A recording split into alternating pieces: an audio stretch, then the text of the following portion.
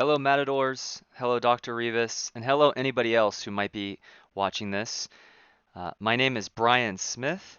I was part of the program in the last cohort, in cohort 8, and I thought it was an excellent experience. I did want to congratulate all of you guys for making it through the first year. It's been a very chaotic year. We had to deal with quarantine at the tail end of ours. We didn't get a graduation. Maybe we get a graduation this year. But you guys had the unprecedented experience of doing everything remotely. I had a colleague that worked in the program. I'm at Silmar Charter High School. My colleague, Bob Cohen, was with you guys for the first semester, and it was a doozy for him. So, anybody who's made it this far, I want to congratulate you. You've done excellent work. You have another year ahead of you, and like Dr. Rivas says, the more you do now, the less you have to do later. But anyways, I wanted to give you a rundown of my action research project, so let's jump right into that. My action research project was titled Breaking the Timer, the Effect of Test Prep in a Title I Chemistry Classroom. That sounds like a mouthful, but I'll try to explain it. First off, who the heck am I? Got to have some context. Again, my name is Brian Smith. I got my bachelor's in biochemistry at UCLA in 2012. I got my single subject credential at Northridge. Loved it so much, loved the staff. Came back for the science education masters like you guys are at right now. And I'm currently still a fourth year chemistry teacher at Silmar, like I had mentioned. Some of my likes, I liked objective assessments and numbers. Some of my dislikes, biases and inequality, and that kind of ties into my research. Uh, a throwback to how important your professors are. These are some of my favorite people. I have to always give them credit. You know Dr. Rivas, you know Dr. Hare, and you know Dr. Foley. And for the people that might be watching this on YouTube. And just a heads up, this is pre-recorded. I'll mention why it's pre-recorded. So if you would like to hold all questions, I can field all the questions at the end.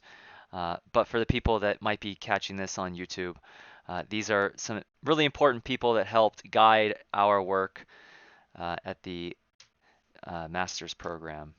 So let's jump into that effective test prep in a Title I chemistry classroom. That's a lot of stuff. It's a lot of stuff. So let's break it down. First off, this is kind of inspired by events that, well, it happened again this last week, and it has to do with the cast. As a department, the science department at my school was meeting up in anticipation for covering some of the material on the cast and determining effective ways to prepare our students so that they get the best score possible on the cast. And you might ask, well, why does it matter what they score? Well, it matters for a lot of reasons. One reason is that we as instructors, unfortunately, are judged by how well our students do because our schools are judged based off of how well they do. You can go to the California dashboard. Anybody can. Parents can do this. Teachers can do this. Students can do this. They can go to the California dashboard. It is public knowledge, and they can see how well the student population does at your school. So if your school is not doing so hot in the cast, that might throw some red flags for prospective students and their parents. They might say, I don't really want to go to that school because they don't do so hot in science. And that is a genuine concern because if you don't have students, then eventually those positions are cut and you might not have a job. That is the unfortunate reality.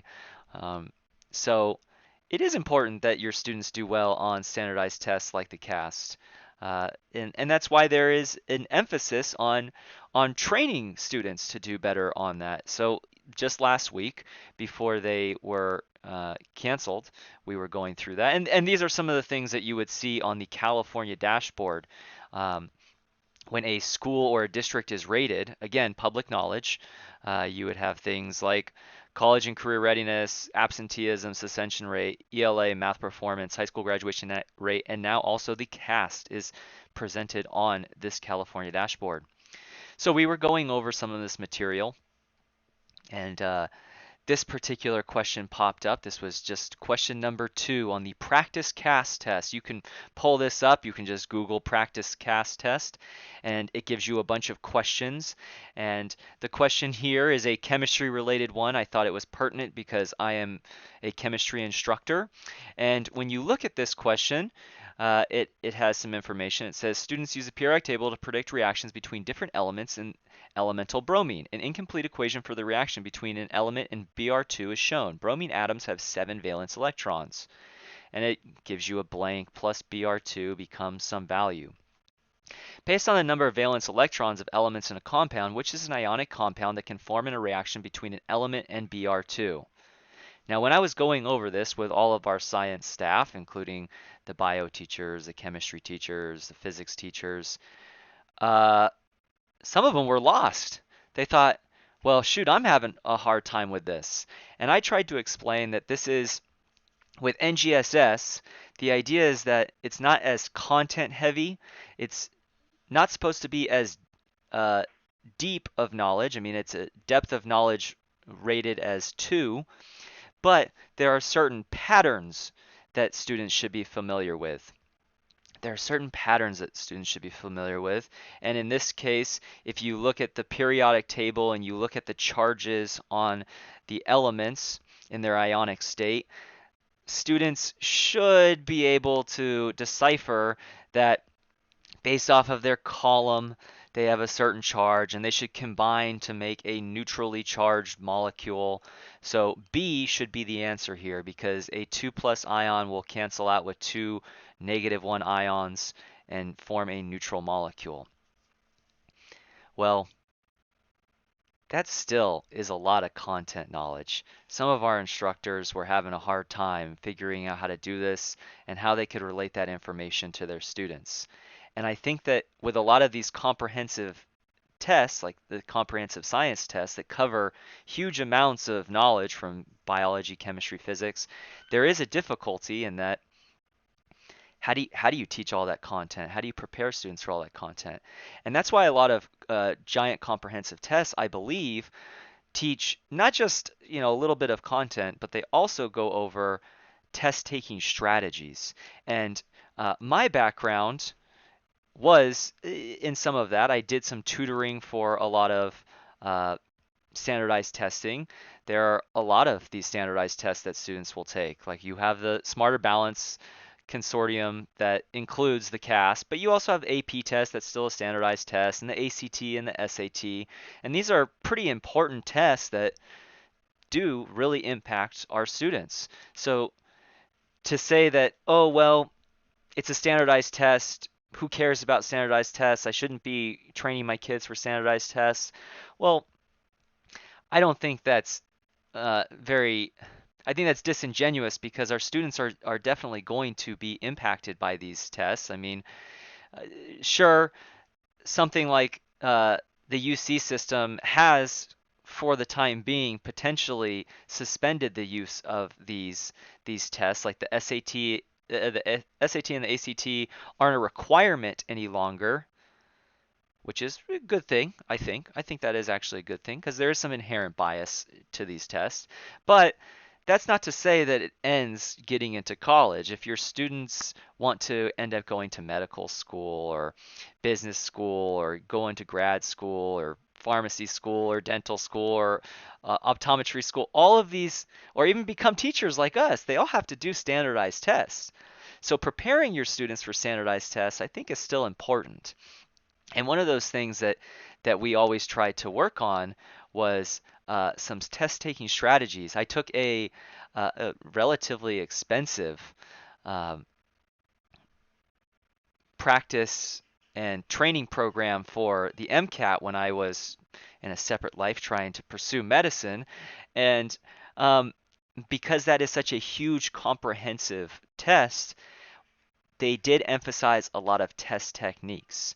And there are students that do have access to these things and definitely will be spending money on SAT and ACT prep or some of these professional tests and prep, but maybe some of our more disadvantaged students don't necessarily have access to these tools. So I tried to implement some of these tools and techniques in my own classroom. Um, just because of the inequity issue. I had mentioned that's one of the things I dislike is inequity. I work at a Title I school, which means we are lower income, which means a lot of my students don't have access to those resources. So I thought, how could I implement this in my classroom such that the students get some similar benefits? And one of the things that's always emphasized in almost all of those training courses, whether it's the ACT training or the ACT training or the MCAT training or any of those training courses, one of the big things that they really, really emphasize is being conscientious of the timer, because the timer is a big part of the student stress, is a big part of student achievement on some of these tests, allegedly. So I wanted to dive into that and ask, hey, if I implement timer training in my course, will that improve some of the performance of my students? Will that improve some of the engagement of my students? So my research questions were, what impact do timers have on student achievement in the classroom? What impact do timers have on student engagement in the classroom? What impact do timers have on student achievement in high stakes standardized tests? And what impact do timers have on student engagement on standardized tests? So that's four research questions. I wanted to address those individually. Um, so that's what I did is I tried to implement timers in my classroom and timer training and see if they affected these things. Did they improve the achievement in the classroom? Did they improve the engagement in the classroom? And then also, how did that impact their test taking ability? So, my lit review, and don't slack on this one. Your lit review is probably the most time consuming part of this whole process, so make sure that you've gone through this. I did a lot of lit review on standardized testing and the importance of standardized testing, how the implications of it, and um, some techniques. Also, how standardized testing and standardized tests can be used as formative assessments and learning opportunities in the classroom. It's not just a measure of a um, a summative experience. It also should help guide the formative learning experience for the students in the classroom. So I also did some lit review on that. Um, the impact of the timer. There's lots of literature review about the importance of the timer and training students for the timer. This one was analyzing good university students, and one of the, the ways that they define a good test taker was how mindful they were of various things, including the timer. Um, and also just some historical background, like as a precedent, the gold standard uh, for many accommodations is increasing the test time. Give students extra test time. Is that an effective measure? Does that actually help the students? So that was something that I also did some research on. And just more test taking and timer analysis part of my lit review. Again, more of that. So what did I do? How did I do this? Well, unfortunately, the practice cast is responsive. That is to say that, and the actual cast is responsive. If you do well on a question and then if you get a question correct, you'll move on to a different question than if you got it incorrect. So where you go with your questions might be different. And that's going to be really hard to standardize in my classroom, in my uh, in my situation, that was a little bit more difficult to figure out. So what I did is I actually used the ACT as my standard, my ACT science class, because it also fit into my class periods. So the ACT science section is 35 minutes and it's 40 questions, and it's just as comprehensive. It covers bio, chemistry, physics. Um, and what I did is I started off my students with the ACT science test from 2019, and uh, that was my baseline. So I knew exactly how the students would score. And then I gave them 1 month of timed assignments. So I would include a timer running in the background in all of those assignments to get the students more conscientious of the timer and make them start thinking about the timer always ticking away. That's the idea behind this, is that if I can implement these in the classroom assignments in some maybe standardized multiple choice assignments, would that impact their ability to do well on subsequent standardized tests? Would that background timer start to ingrain itself into their thought processes? And it it actually did. Um, so I did all of my data collection on Schoology. I think that that is a great platform for doing this data collection. You get lots and lots of information. You can get how much time every student took on different assignments. So I had a lot of assignments that had different timers, and I could see exactly how long students were taking on those various timers, or various assignments, I should say. And then I also asked them to gauge engagement. I wanted to know how much that timer affected them. So I asked them things like, "Hey, how stressed are you when you take tests? And do you run out of time often on tests?" At the end of all of these assignments and all of these assessments, I wanted to see whether or not they had. I asked them I surveyed them before and afterwards to see if there was a differential. Um, so who was my population? That was all of my students. I have 100 or I had 138 honors chemistry students for this particular study, and it was 8 weeks during fall of 2019. And here were my results, and I'll rush through these because I'm getting close to the end of my time. Um, well, so my ACT science scores at the beginning weren't the greatest. That was all right. That was all right. But then I also watched my timed assignments, and I saw that they were, kind of taking the same amount based off of my control group and my test group. It didn't seem to really matter for the engagement and the achievement in the classroom. The timer didn't really impact much. Between my control group and the test group, even though there was a timer there, it sort of was a wash. It didn't really seem to impact anything in the class. Um, but maybe it did improve their test scores. Did it improve their test scores? Well, actually, no, no, it didn't. It actually made them worse. They did worse than if they compared to the control group. The students that were subjected to the timers actually started to do poorer on their assessments, and I project, and I can't know for certain. Based off of the numbers, I got a uh, statistically verified result that they were doing worse on the tests. Now, I am not exactly certain why.